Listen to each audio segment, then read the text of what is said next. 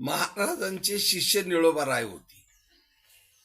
निळोबाराय एवढे निष्ठावंत होती की असं ठरलं होतं दोघांमध्ये की निळोबा मी तुम्हाला जातानी विना देऊन जाईल म्हणून. निळोबाराय निष्ठावंत शिष्य तुकाराम महाराजांची.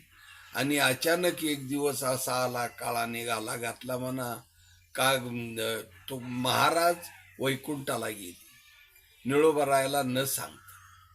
म्हणून निळोबारायांना न सांगता गेल्यावर निळोबारायांना कळलं आणि निळोबारायांनी एका तीरावर एका मोठ्या दगडावर शिळेवर अंग ठेवून टाकून दिलं.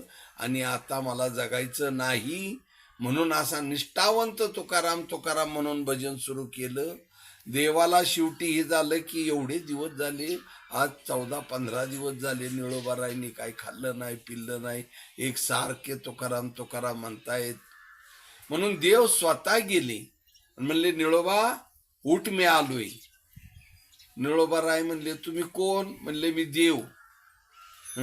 निळोबारायाने सांगितलं निळा म्हणे आम्ही नोळखोची देवा, आम्ही काय देवाला ओळखत नाही. आणि तुकायाचा दावा करीत असो, मी तुकाराम महाराजांचा दावा करतोय, देवाला ओळखत नाही म्हणून चक्क सांगून टाकलं. आणि का रे म्हणले तू आलास का? तुला इथं कुणी बोलवलं? मी तुझं नाव घेतलं होतं, तुझं लागी येथे बोलाविले कोणी?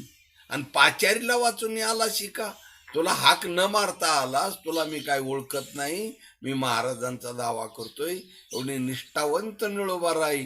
आणि देव गेले आणि महाराजाला सांगितलं ते तुमचं गिरायकी, ती काय आमचं ऐकत नाही.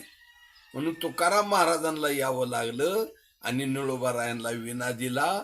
आणि मग तुकोबाराय गेले आणि मग निळोबाराय त्याच विण्याने अखंड भजन करीत राहिले. एवढी निष्ठा एवढं प्रेम हल्ली खरोखर पाहायला सुद्धा मिळत नाही. रामकृष्ण हरी.